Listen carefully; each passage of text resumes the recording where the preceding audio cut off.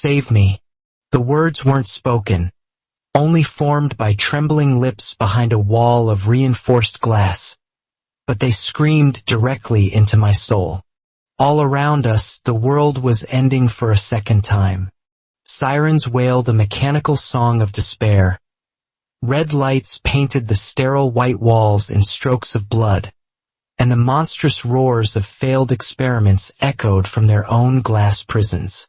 Blue, nutrient-rich liquid cascaded down, soaking my clothes as I stood before his containment unit, the epicenter of the chaos I had unleashed. He was there, Noah, naked, pale, and wired to a machine like some lab rat, his dark hair floating around his head like a fallen angel's halo. For a moment, his eyes, those deep, ink-black pools of despair, were wide with shock. Then they found me, and in an instant, the cold indifference, the terrifying emptiness I saw in them, shattered. It was replaced by a raw, desperate plea that ripped through me with more force than any physical blow.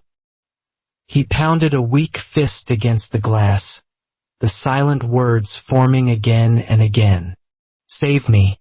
And in that moment, seeing the boy I had come to care for, the supposed archvillain of this world, reduced to a specimen on display, something inside me snapped. The world could burn. The very fabric of this ridiculous novel could unravel. I would tear this entire fortress to the ground to get him back. But to understand the firestorm of rage that consumed me, the absolute certainty that I would die for him, you have to rewind. You have to go back to a quiet corner of this broken world, to a tangle of mutated ivy and a single, utterly absurd demand. Want me to save you? Call me husband. The words left my lips before I could properly censor them, a spark of petty vengeance igniting in my chest. Shock, quickly followed by a wave of furious indignation, flashed across Noah's face. His lips, already bitten raw from pain, pressed into a thin, stubborn line. He was trapped, ensnared by the thick, pulsating tendrils of a mutated ivy plant that had once been harmless campus decoration. Now its sinister green vines constricted his limbs, leaving angry red welts across his pale skin. My initial impulse, the one belonging to a sane, rational adult, was to simply help him and explain the misunderstanding later. But then I saw the sheer, unadulterated humiliation in his eyes, and a darker, more mischievous thought took hold. Why not? In the months since I'd been unceremoniously dropped into the pages of this boy love novel, I'd been forced to be a background character, an unwilling audience to the endless, saccharine displays of affection between the story's main couple. The main top, the main bottom, always finding a way to be disgustingly sweet right in front of my face. And Noah, as the protagonist's brother and the story's ultimate villain, was, in my mind, part of that same frustratingly perfect clique. I'd never seen him be overly affectionate with anyone, but guilt by association was enough for me. They all deserved a little payback. A single moment of being bullied couldn't hurt, right? Noah, you need to recognize the reality of your situation, I said, my voice low and steady. I stepped closer, crouching down to his level. I reached out, my fingers gently tilting his chin up, forcing his gaze to meet mine. He flinched at the contact but didn't pull away. Even in this state, trussed up and helpless, there was an unbroken pride in him. That was the great villain for you, silent and defiant even when facing a potentially lethal threat. Because this wasn't just Ivy anymore. These mutants, even the seemingly benign plant-based ones, were aggressively hostile. This thing could easily crush the life out of him. And as much as I resented my role in this story, I was technically his college teacher. Standing by and watching a student die felt wrong. A line I wasn't willing to cross. I was just about to relent, to let the joke die and cut him free, when I heard it. A whisper of sound, raw and strained, almost swallowed by the wind. Husband. It was so quiet, like the buzz of a mosquito's wing. But in the eerie silence of the post-apocalyptic campus, it was as clear as a bell. I froze. I honestly didn't think he would do it. A slow, amused chuckle escaped me. I pulled a small, sharp utility knife from my pocket, the click of the blade extending sounding unnaturally loud. Hold on. Your husband is coming to save you right now. Noah immediately averted his gaze, turning his head away so forcefully that his messy black hair fell across his face. But I could see them, peeking out from beneath the strands, the tips of his ears, glowing a bright, telltale crimson. He was surprisingly cute, this future Lord of Darkness, before all the tragedy and evil took root. With practiced ease, I sliced through the thickest vines, their severed ends retracting with a wet squelch. Noah scrambled to his feet, brushing himself off and mumbling a shy, "Thank you." I nodded. "Here, take this," I said, pressing the knife into his hand. "Stay alive." I gave him a final pat on the shoulder and turned to leave. I had my own survival to worry about. But just as I took my first step away, I heard a soft thud. I spun around to see Noah, who had been standing perfectly fine a second ago, collapsing straight towards me. Villains are strictly prohibited from faking injuries to frame innocent NPCs, I muttered under my breath, but my body moved on instinct. I lunged forward, catching his surprisingly light frame just before he hit the ground. That single, instinctual act of catching him would end up binding us together for the next 2 weeks. His collapse wasn't a trick. It was the onset of a brutal, intermittent fever that clung to him like a shroud. For 14 days, he drifted in and out of consciousness, a fragile ship lost in a sea of delirium. My life narrowed down to the 4 walls of an abandoned classroom we'd fortified, its rhythm dictated by the rise and fall of his temperature. My days were spent scavenging for clean water and scraps of food. My nights spent wiping his brow with a damp cloth and whispering reassurances into the dark. "It's the end times," I'd tell him during his rare moments of lucidity. "It's too dangerous to be outside." He would just nod weakly, his eyes clouded with confusion, before letting me tend to him and succumbing to sleep once more. I knew, from the dog-eared pages of the novel I now inhabited, what was happening to him. This wasn't just a simple fever. This was the violent, painful awakening of his superpower. Soon, he would become the story's most formidable psychic, a being capable of commanding entire hordes of mutants with a single thought. But right now, in this state, he was at his most vulnerable. He had no offensive capabilities, no way to defend himself. He was just a sick, feverish young man. The logical part of my brain, the part that remembered he was destined to become a mass-murdering villain, screamed at me. This was my chance. I could end it now, nip the entire tragic storyline in the bud, save countless lives, and maybe even find a way to live peacefully in this hellscape. Several times, the cold steel of the knife I'd given him found its way to his throat, resting against the warm, pulsating column of his neck. I could feel his pulse under the blade, a steady, fragile beat, and every single time I pulled it away, I couldn't do it.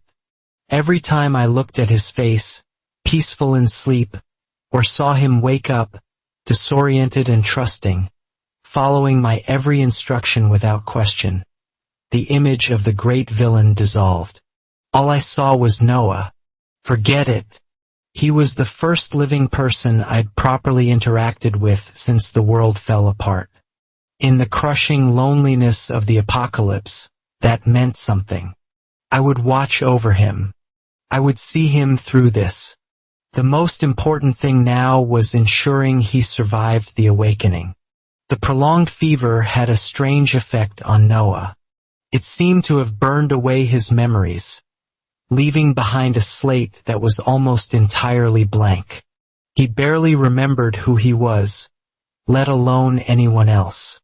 Sometimes, I'd be delayed on a supply run, pinned down by a roaming pack of mutants, and return long after dusk. The moment I'd push open our barricaded door, I'd find him.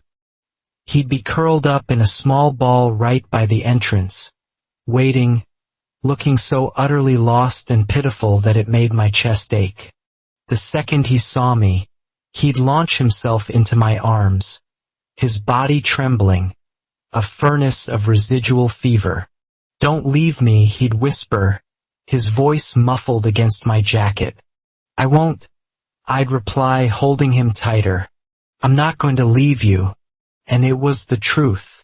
Because in this empty world, he was all I had. This was the one thing I never told him. In all my days of scavenging, in all the ruined city streets I'd traversed, I hadn't seen another living soul. Not one. I tried to lie to myself to believe the optimistic scenarios. Maybe everyone had evacuated to a large, fortified base somewhere far away. But the silent, decaying corpses that littered the streets were a constant, grim reminder of the truth.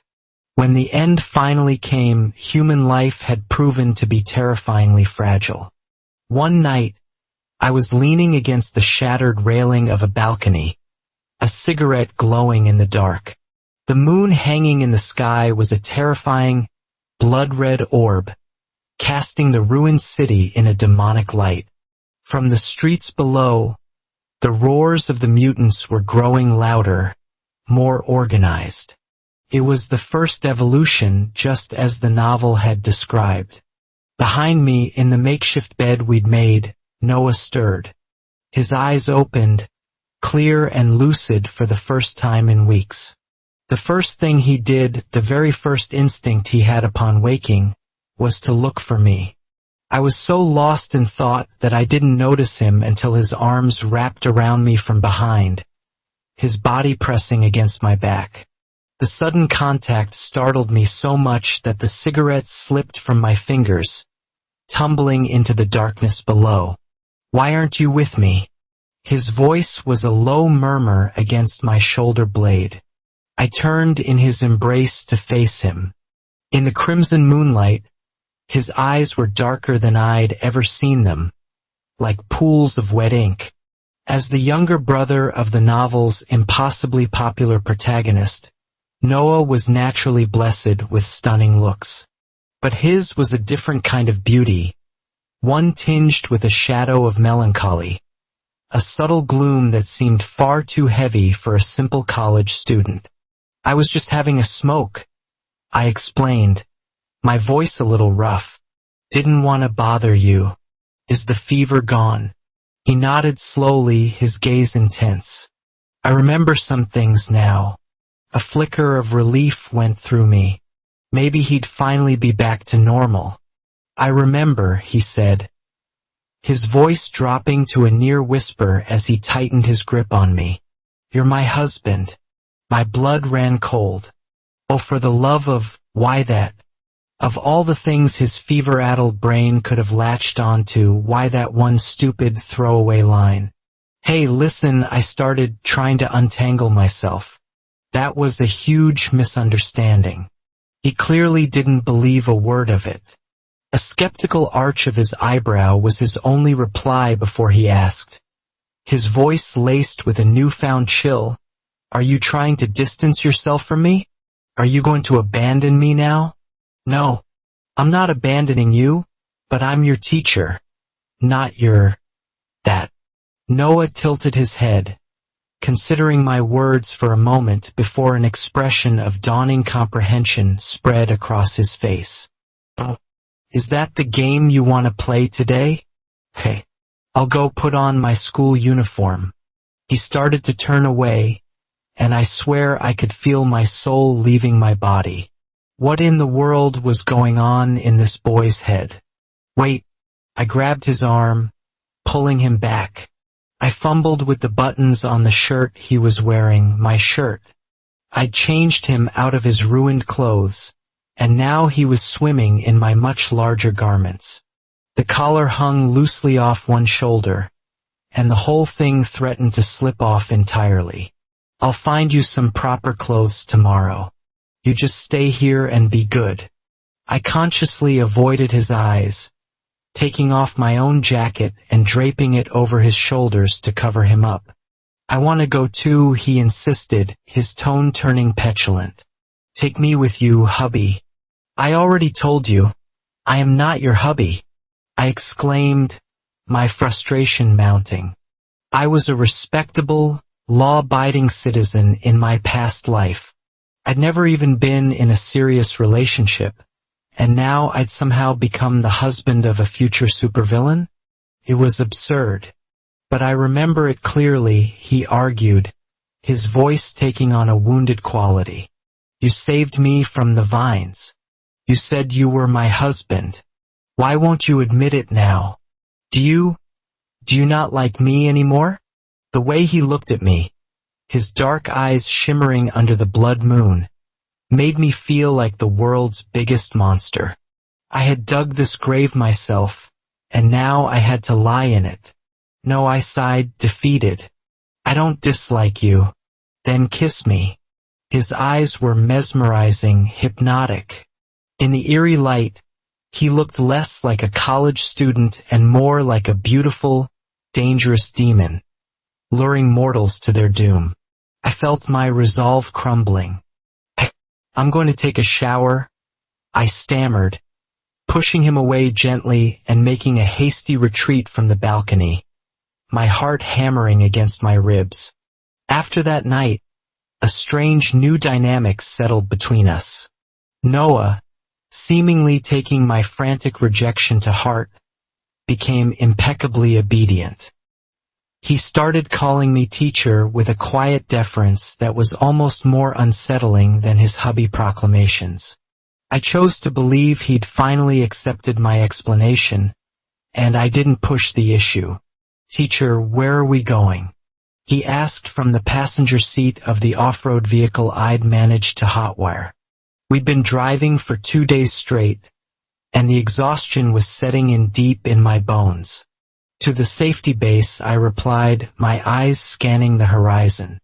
When we finally arrived, the scene was one of organized chaos. A long, desperate line of people snaked its way towards a fortified gate. Line up and get a number. A man with a megaphone, the base administrator, bellowed. Unless you've got special abilities, you wait your turn. No queue jumping. He pointed a thumb towards a separate, much shorter line. Special passage over there for anyone with powers. People with abilities were the lifeblood of any base, the foundation of its defense and survival. But looking at the weary faces in the crowd, it was clear that most of the people here today were ordinary survivors. The special passage remained empty. Noah, of course, had an ability, a terrifyingly powerful one. But from what I recalled of the novel, he kept his psychic powers a closely guarded secret in the early days. And looking at his current quiet, withdrawn state, I doubted he was eager to advertise them now. The administrator's eyes landed on me, sizing up my muscular build. You look like you can handle yourself in a fight. You can come in. But him, he jerked his chin towards Noah, he can't. I didn't even hesitate. I set the registration form back down on the table, turned to Noah and said, let's go. We're not going to the base? Noah asked, his voice small. They said ordinary people have to wait at least a month to get in, I explained. You don't have to wait. Noah said, his voice suddenly coarse and low. The implication was clear. I could go in and he would wait outside. For me. I brought you with me, I stated, my tone leaving no room for argument. I'm not leaving you outside. A gust of wind kicked up dust around us. I reached over and pulled the collar of Noah's oversized coat tighter around his neck. Let's go home. I'll make you noodles when we get back. Okay, he said, a small smile touching his lips. He reached out and took my hand, his fingers lacing with mine as we walked back to the SUV. For the entire journey back, I could feel Noah's eyes on me. It was an intense, burning gaze that made the back of my neck prickle. I felt a desperate need for a distraction, anything to break the heavy silence. As if on cue, I heard the sound of raised voices coming from a gas station up ahead. I'm just going to see what's going on, I said, using it as an excuse to escape the confines of the car. I hadn't expected to walk straight into a ghost from my pre-apocalypse life. Oliver, oh my God, you're alive. Do you have any idea how worried we've been? The man in front of me was practically vibrating with excitement. He threw a heavy arm around my shoulders and dragged me towards the gas station's convenience store. Everyone, come and look who it is. The two other people inside, who had been rummaging for supplies, turned at his shout, their faces breaking into wide grins of disbelief. Oliver, your dad misses you so much. Theodore, a bear of a man, rushed towards me, his arms wide for a hug. I sidestepped him neatly. Get off me. I don't have a father as fat as you. Hey, Theodore wailed dramatically. I've lost 10 whole pounds from hunger these past few weeks. And you're still fat, I shot back mercilessly. The three of them burst into laughter. They were my postgraduate roommates, men I'd lived with for 2 years. Our relationship was one built on a foundation of mutual insults and unwavering loyalty. You never should have taken that graduate teaching assistant job, man, one of them said. That old professor had you teaching classes all the time. We haven't seen you in ages. That job. The original owner of this body had taken it because the novel's protagonist bottom, Henry, was his fiancée. In this world, everyone seemed to be in love with Henry. But now, husband, who are you talking to? Noah's voice, quiet and curious, cut through the cheerful reunion. He stepped out from behind me, a faint, polite smile on his handsome face. My roommates stared, their jaws collectively dropping. Whoa, Oliver, Theodore breathed. You got a wife? No wonder you never came to any of the dorm mixers. Why didn't you tell us? Dude, society's open-minded these days, we totally accept it. He looked incredibly proud of himself, as if he'd cracked a great mystery, and then turned to the other two. You guys don't know this, but Oliver told me ages ago that he has a fiancée. It's our famous campus heartthrob, Henry Dew. The air immediately went still and silent. Theodore, oblivious, muttered, "Why'd everyone stop talking?" He turned, saw our frozen faces, and his own expression morphed into one of horror. He leaned in and whispered frantically, "Oliver, how could you cheat on him?" Cheat on him? I was going to kill Theodore. I swear it was a miracle I didn't strangle him on the spot. Really? Noah's voice was deceptively soft. So, teacher already has a fiancée. My brain scrambled for an excuse. He just misspoke. Don't worry about it. Noah walked towards me, that polite smile still plastered on his lips, but I saw his fingers clenching the fabric of his coat. Theodore, bless his ignorant heart, looked relieved. I knew it. I know my Oliver. He's a devoted guy. In my opinion, all those guys hanging around Henry are no good. You can rest easy, he'll still marry you in the end. It's just a shame the apocalypse happened. Who knows when we'll get to go to your wedding?" He rambled on, completely unaware of the minefield he was tap dancing through. "By the way, you guys want to come with us to the lighthouse? It's the biggest safety base around. Maybe Henry's there too." I just wanted him to shut up, but his words sparked a thought. "The lighthouse," Noah said, interrupting my inner turmoil. "I'm going." I looked at him, surprised. "Okay, we'll go where you want to go." I remembered the novel. The protagonist, the pampered little Prince Henry, was indeed at the lighthouse base.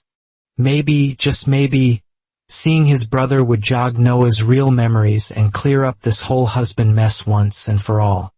That night, as the others settled inside the gas station, I sat alone by a crackling fire. "Will you marry Henry?" Noah's voice came out of the darkness. He sat down beside me, his question hanging in the cold air. "What are you daydreaming about?" I deflected, poking the fire with a stick. "Look at the state of the world. Forget marriage, we're lucky if we can stay alive. So you will marry him after all this is over." It wasn't a question. It was a statement. I sighed, handing him a bowl of instant noodles I just cooked. "Here, eat this." Theodore and the others emerged from the station, immediately starting to complain when they saw the slice of ham and a marinated egg nestled in Noah's bowl. "Hey, that's favoritism. Why does he get a ham sausage?" "Get lost," I grumbled, waving them off. "What are you, a child? Stop arguing with him. Am I the only one who has it?" Noah asked quietly, looking down at his bowl. "Yeah. I only found one ham sausage." "Why are you so nice to me?" he asked, his face obscured by the flickering firelight, making his expression unreadable. "You just recovered from a major illness.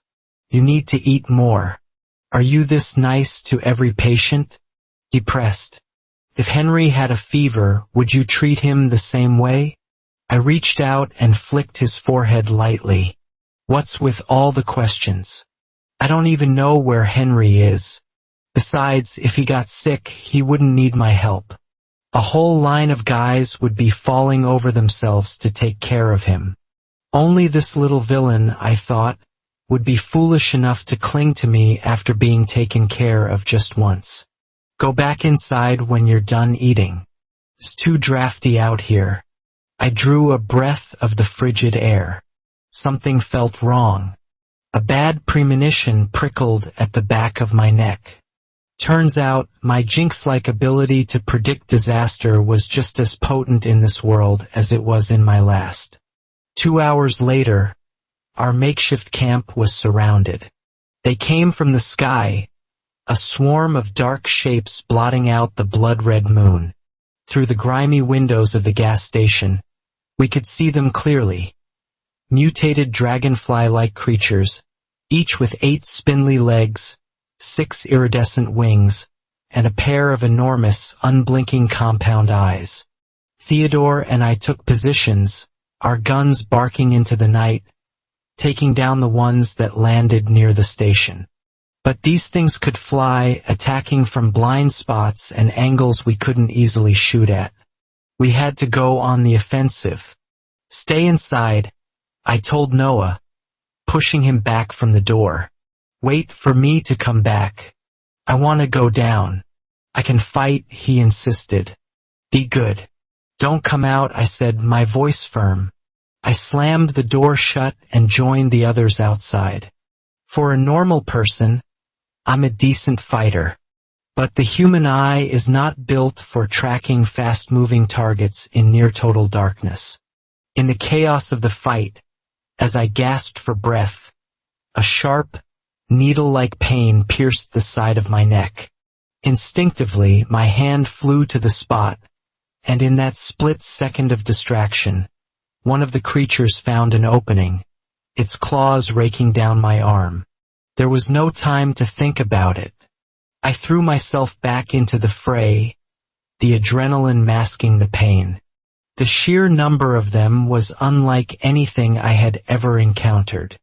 By the time we had wiped out the last one, the sun was beginning to rise, and every one of us was injured. Theodore suggested we find a more secure place to lie low and recover. We found an abandoned motel that seemed relatively clear. There were only a few usable rooms, so Noah and I were assigned to one together. The moment I closed the door behind us, his composure broke. "Why are you so badly hurt?" he demanded, grabbing my injured arm. His eyes were dark with an emotion I couldn't quite place.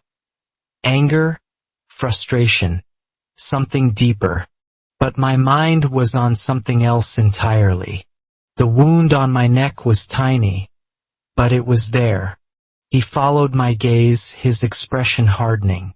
His fingertips, surprisingly gentle, brushed against my palm a few times. I pulled him into a hug, stroking his hair. "You just recovered, and you've never seen those things before.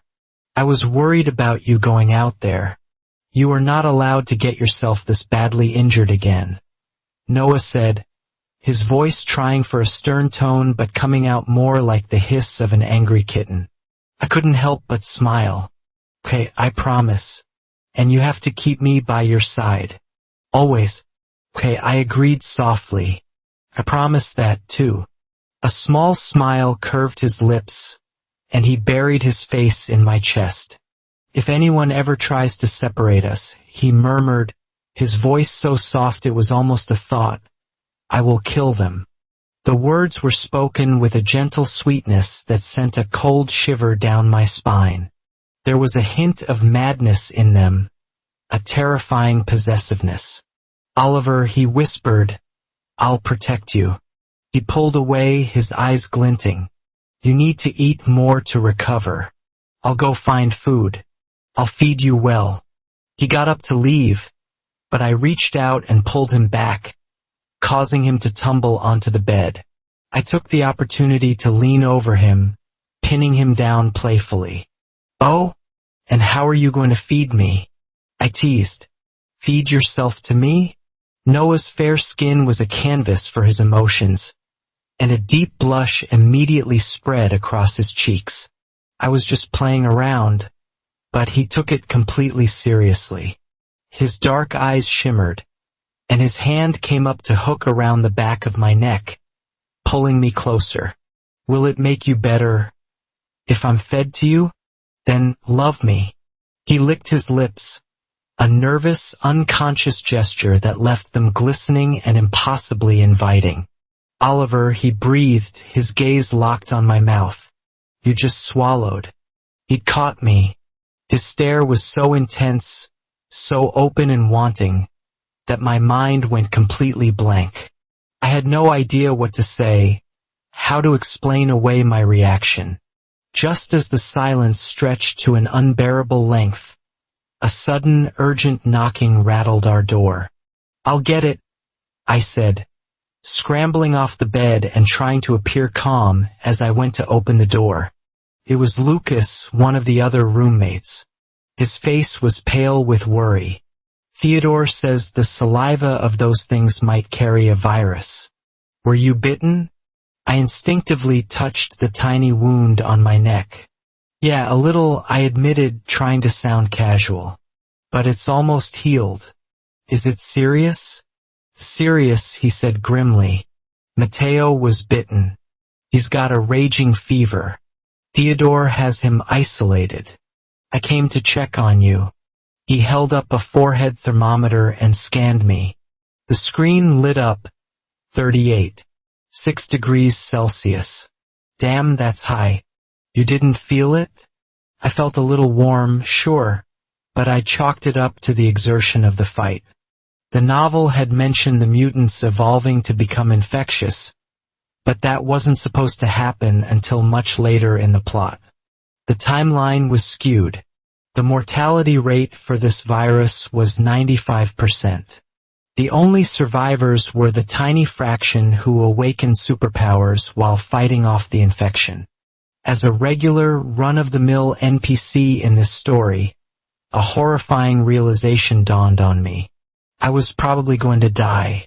The fever consumed me for 3 straight days. I was trapped in a haze of burning heat and disjointed nightmares. Through it all, Noah never left my side. I could see the exhaustion etched onto his face, the dark circles under his bloodshot eyes. Go to sleep, I rasped, my throat raw. I feel much better. It was a lie. I felt like I was being cooked from the inside out. I was dying. Really? He asked, a flicker of hope in his eyes. Then I'll go find you something to eat. What do you want? Nothing. Not hungry, I forced the words out. Just rest. I managed a weak smile, watching as he finally, reluctantly, left the room. The moment the door clicked shut, I couldn't hold on any longer. My world dissolved into blackness. I woke up 7 days later. The first thing I saw was the familiar, peeling paint of the motel room ceiling. I felt good, strong. I stretched out my hand, and a crackle of blue energy, a miniature lightning storm, danced between my fingers. I hadn't just survived. I had awakened the most powerful offensive ability in the entire novel, the lightning element. My first, overwhelming instinct was to find Noah, to show him, to tell him I was okay. But then I remembered. I had told him to rest, and he'd left. Had he come back? Where was he? Just then, the door creaked open. Oliver, you're finally awake. Theodore rushed in, carrying a basin of water. He was so excited he nearly sloshed the entire contents over me. Sorry, bro. I thought you were a goner. I shook the water from my face, a sudden, cold dread gripping me. Where's Noah? Theodore's eyes darted away. He stammered, unable to meet my gaze, and the dread in my heart solidified into a cold, heavy stone. Where is Noah? I demanded. After you passed out. Noah was insistent, he said, his voice barely a whisper. He said he was going to find the serum to save you. We tried to stop him, but he left. And then what? I roared, throwing off the thin blanket. He never came back. I was out of bed in an instant. I'm going to find him. No, don't. Theodore grabbed my arm, trying to hold me back. I know he's your responsibility, and it's our fault for not watching him, but you can't go out there right now. It's insane outside. I don't care. I have superpowers now, I said, summoning another arc of lightning to my palm as proof. Surprise flashed across his face, but he still pushed me back towards the bed. That's great, man, seriously. But it doesn't matter. The mutants, they're different now. They're like they've been shot full of adrenaline. Going out there is a death sentence. Then isn't Noah in even more danger? My voice was tight with panic. I pushed past him, determined to leave. As I reached the doorway, he called out my name. Oliver, Mateo's dead. I froze, looking back at him. A bitter, broken smile twisted his lips. He passed away the day before yesterday. Didn't even make a sound. That guy, he used to nag us constantly like a grumpy old woman. And when he finally leaves, he doesn't even say goodbye. What a jerk. His voice cracked. Look, I'm not trying to stop you. But it's not the same world it was a week ago. I can't watch another one of my brothers walk out that door and not come back. He told me the lighthouse had sent out a signal. A rescue team was on its way to pick up survivors in the area. We just have to hold on a little longer, man. We're almost through this. But what about Noah? In that moment, it felt like I was the only person left in the entire world who gave a damn about him. When the rescue team from the lighthouse finally arrived, the sky was a bruised, gloomy gray, and a cold rain was falling, mirroring the damp misery in our hearts. "The lighthouse will save all survivors," the leader announced, his voice booming with a practiced, almost theatrical grandeur. I had no choice but to cling to that promise. I had to believe that Noah, being a survivor in this area, had also been found by one of their patrols. It was the best, most likely outcome. Their scanners, they said, could detect all human life signs. If Noah wasn't at the lighthouse, it meant I refused to let my mind finish that thought. But upon arriving at the massive, fortified base, I quickly learned that finding one person in a sea of thousands of desperate survivors was next to impossible. The currency here was contribution points, earned by completing dangerous tasks for the base's leadership. Survival was a constant grind. Everyone was so focused on their own struggle that nobody had the time or energy to care about one missing boy. Day after day, I took on the most grueling missions, and with every person I met, I would ask. I showed them the crude drawing I'd made of him. "Have you seen him? His name is Noah." The answers were always the same. A shake of the head. A sympathetic but useless shrug. "Missing? Son, there are thousands of missing people. You won't survive long if you let yourself get hung up on one person. Don't know him? Sorry, gotta go, my team is assembling. The old one is gone, why not try a new one? For 1,000 contribution points, I can offer you a very private, very satisfying service. My efforts yielded nothing. 6 months of searching. 6 months of coming up empty. One evening, after another fruitless day, I found myself leaning against a flickering street lamp on the edge of the base, a place they called Hope Street. It was the black market district, a place where ordinary people without powers did what they had to do to earn points. Small, seedy establishments with pink glowing lights lined the alleyways, the air thick with cheap perfume and desperation. The apocalypse hadn't erased human desire.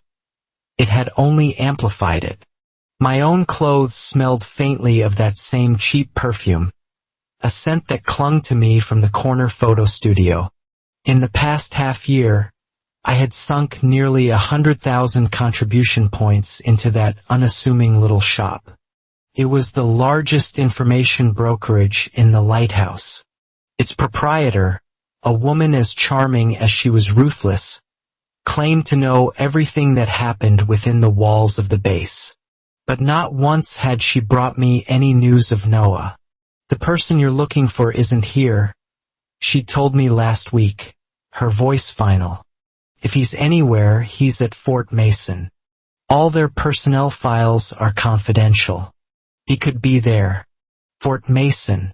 The name was spoken in whispers throughout the base. It was a top-secret research institute, the last bastion of humanity's scientific hope. To protect the geniuses working within, all information about the facility was classified. Unknown meant possibility. It was my last chance. Missions to Fort Mason were rare, but I abandoned all other tasks, spending my days and nights at the Central Mission Hall, watching the boards for any update. One day, while waiting for the refresh, I saw him, a familiar silhouette across the crowded hall. The way he stood, the line of his shoulders. Could it be Noah? I pushed through the crowd, my heart pounding with a desperate hope. I reached him, grabbing his shoulder. The face that turned around was strikingly similar to Noah's, but it wasn't him. It was his brother, Henry. My hope crashed into a bitter sigh.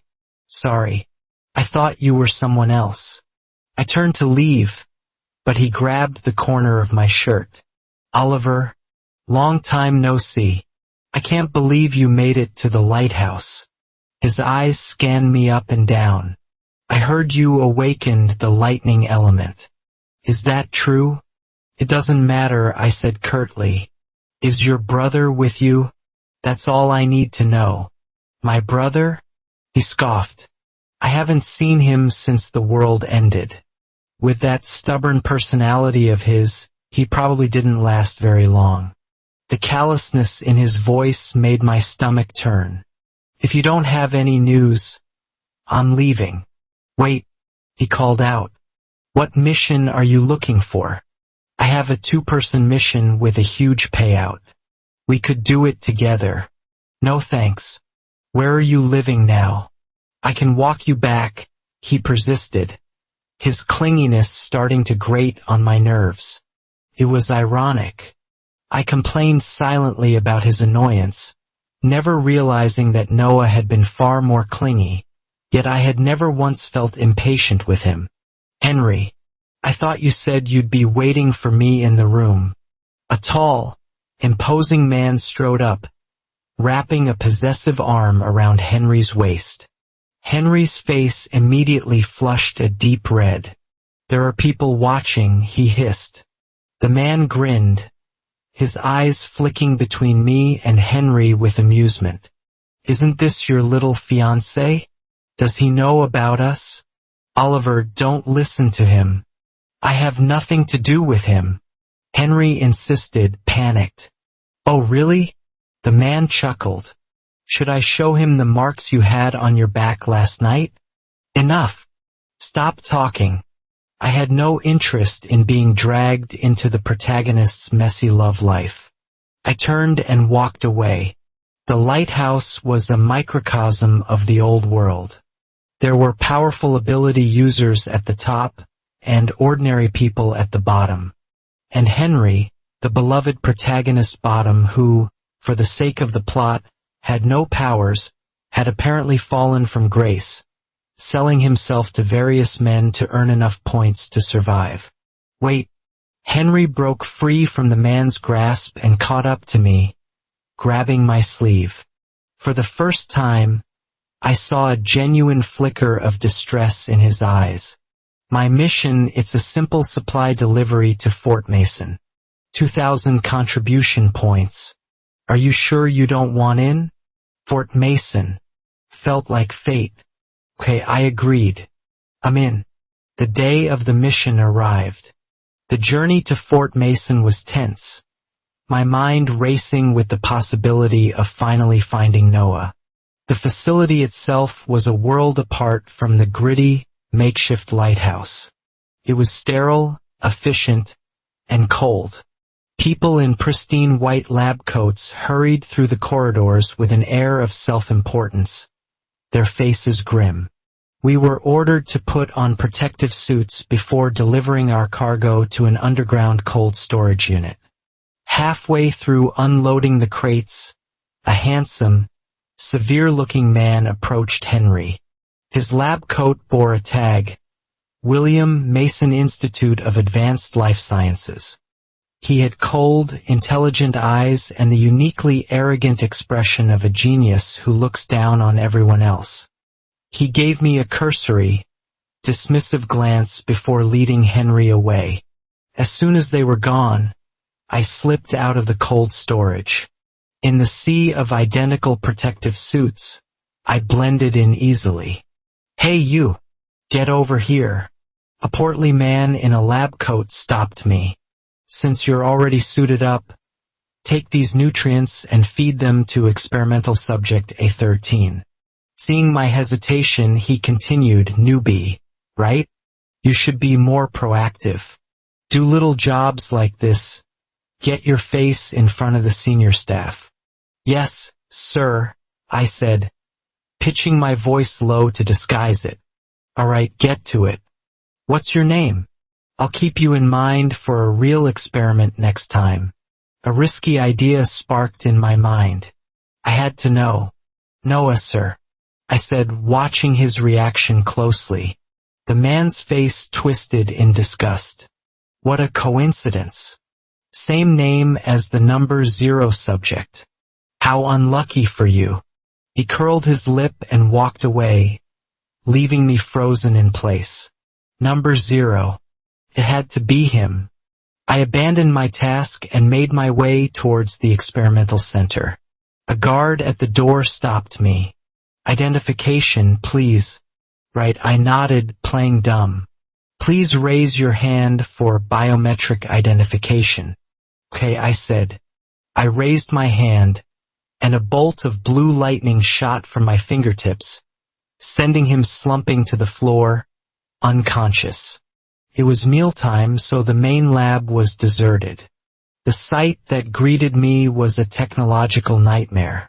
Huge, transparent vats lined the walls, each containing a grotesque mutant creature, all of them connected by a web of tubes and wires to a central mainframe. It was a gallery of caged horrors. I found the label for A13, a massive, wolf-like beast, and quickly injected the nutrients as I'd been ordered, using the task as a cover while I scanned the room. Where would number 0 be?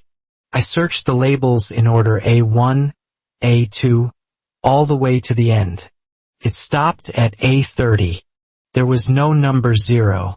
Time was running out. I had to find him before anyone returned. The mainframe. I rushed to the central console, my fingers flying across the unfamiliar interface, searching for a directory, a file, anything. But the system was too complex. There was no time.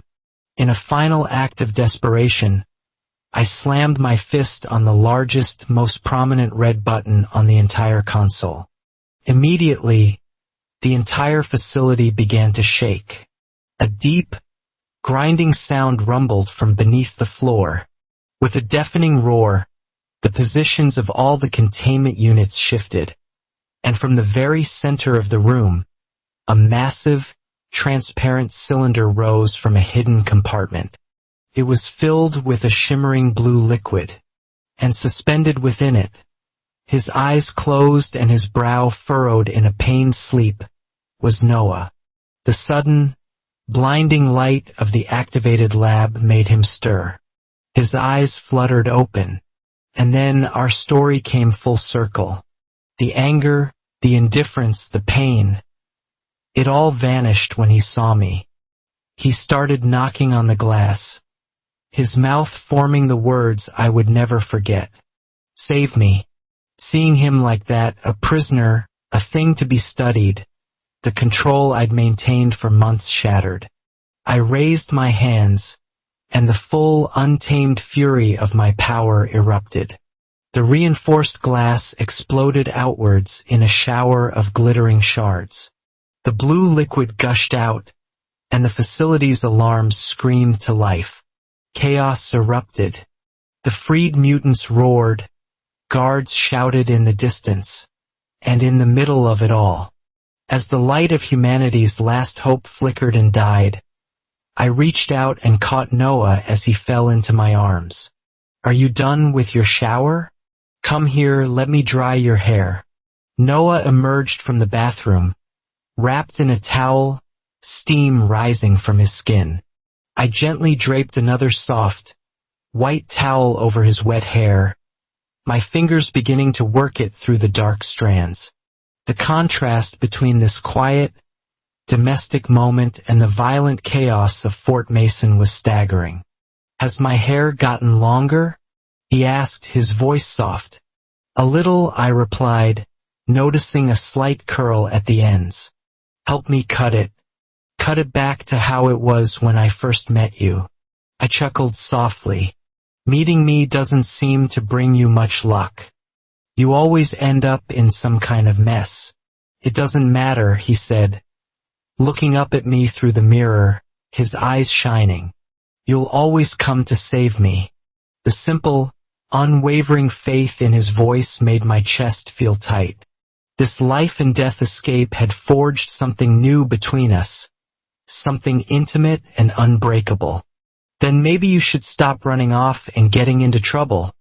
I teased gently. You have to stop making me worry. You were worried about me? He turned on the chair to face me directly, his gaze searing. Seeing him tortured in that lab, the boy I'd given my last piece of ham to, worried didn't even begin to cover it. Felt like a part of me was being ripped out. Would you be sad if you saw me get hurt? He pressed, his voice dropping lower. Oliver, do you like me? He leaned forward, closing the small space between us, his presence both bold and vulnerable. Shouldn't I be the one asking if you like me? I countered, my hand moving to rest on his waist. A familiar, comfortable gesture. Just tell me, he insisted, a playful smile dancing on his lips. Do you like me or not? In my arms was a warm, vibrant body, smelling of clean soap and an unspoken promise. His long, dark eyelashes cast faint shadows on his cheeks. I looked at him, truly looked at him, and the walls I had built around my heart finally crumbled. Yes, I admitted, my voice a helpless sigh. Yes, I like you. So, my dear, he whispered, leaning in closer. Can you promise not to leave me alone next time? The memory of the day he disappeared, of the months of frantic, soul-crushing searching, flashed through my mind. That unprecedented panic, that hollowed-out feeling in my chest. It had been my heart screaming the truth all along. I had fallen in love with the villain of a novel. It was the most absurd, illogical thing in the world, and it was also the truest thing I knew. No, I said, my voice thick with emotion as I pulled him into a fierce hug. We will never be separated again. We're not going to talk about those days anymore. Okay. I instantly regretted bringing it up, seeing a shadow pass over his face. The wrists I held were still marked with the faint tracks of needle holes from the institute. He had lost so much weight. Kiss me, he murmured against my collarbone. Kiss me and I'll forget. He hooked his arms around my neck, actively, eagerly asking for what he wanted. I lifted him effortlessly, carrying him over to the wide windowsill and sitting him down. I kissed the corner of his eye, the tip of his nose, my lips tracing a path of devotion. The delicate kisses finally found his mouth, soft and tentative at first, as if I were trying to fill all the gaps of the lost months, piece by piece. His tongue darted out, licking my lower lip, and a shiver went through me. I pressed into him then, taking the lead, deepening the kiss until the outside world faded away. The sky outside the window slowly darkened, and in the pitch-black room, the only sound was the soft gasps of two people finally breathing the same air. It was a starry night, with a bright moon hanging like a lantern in the sky.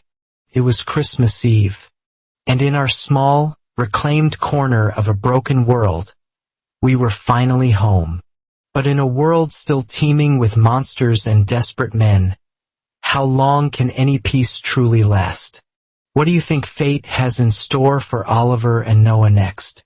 Let me know your thoughts in the comments below.